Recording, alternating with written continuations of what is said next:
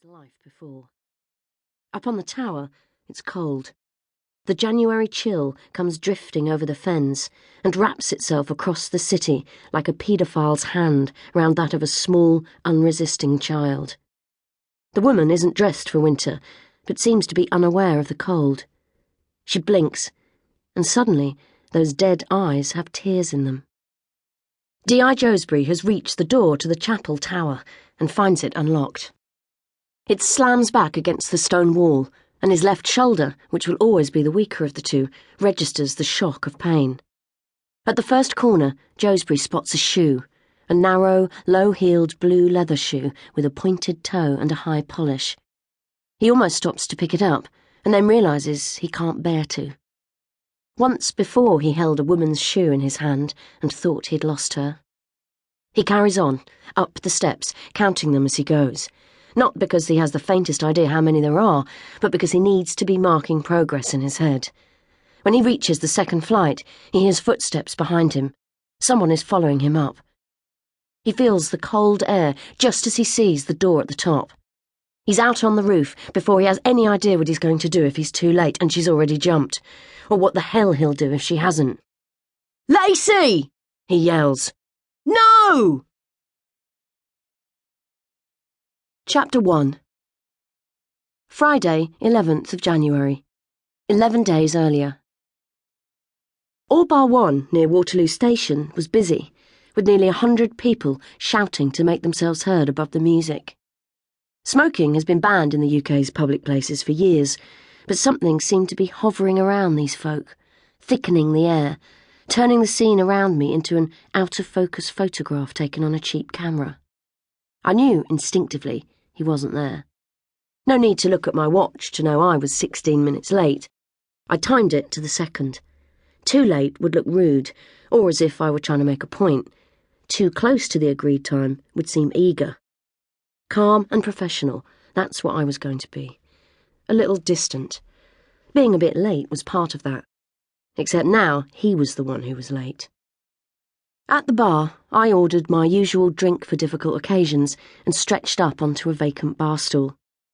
Sipping the colourless liquid, I could see my reflection in the mirrors behind the bar. I'd come straight from work. Somehow, I'd resisted the temptation to leave early and spend the better part of 2 hours showering, blow-drying my hair, putting on makeup and choosing clothes.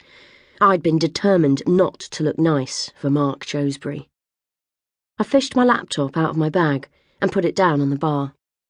Not actually planning to work, just to make it look that way, and opened a presentation on the UK's laws on pornography that I was due to give the following week to a group of new recruits at Hendon. I opened a slide at random.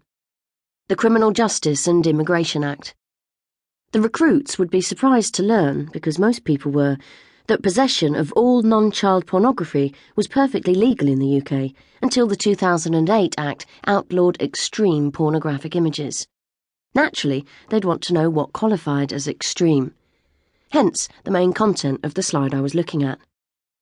An extreme pornographic image depicts a sexual act that threatens or appears to threaten a person's life, results in serious injury to sexual organs, involves a human corpse, involves an animal.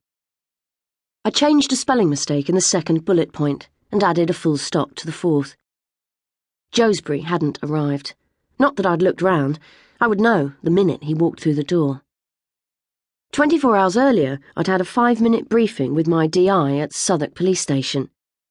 SCD-10, still colloquially known by everyone as SO-10, the Special Crimes Directorate of the Metropolitan Police that deals with covert operations, had requested my help with a case. Not just any young female detective constable, but me specifically, and the lead officer on the case, DI Mark Josbury, would meet me the following evening. "What case?" I'd asked. DI Josbury would fill me in, I was told. My DI had been tight-lipped and grumpy, probably on account of having his staff filched without being told why. I checked my watch again. He was 23 minutes late. My drink was disappearing too quickly, and at past, I was going home. I couldn't even remember what he looked like, I realised. Oh, I had a vague idea of height, build and colouring, and I remembered those turquoise eyes. but I couldn't. To keep listening to this audiobook, I've left you a link in the description so you can do it, at no cost thanks to Audible's 30-day free trial.